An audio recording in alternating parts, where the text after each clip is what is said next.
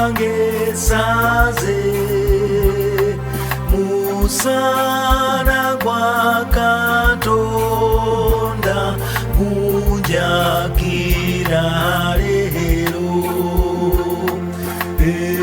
enzigize kutteno naye bukedde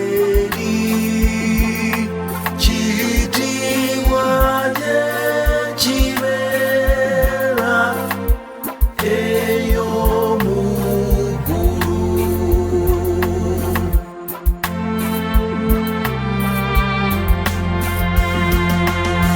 Katonda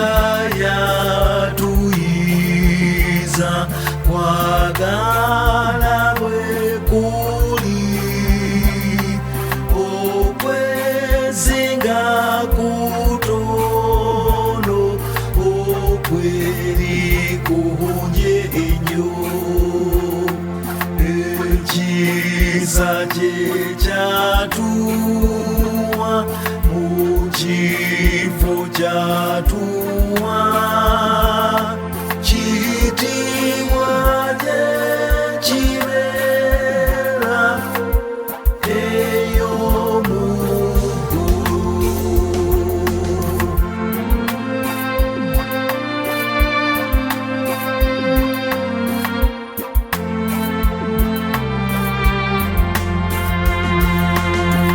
Bigambo byange byonna yabinongoseza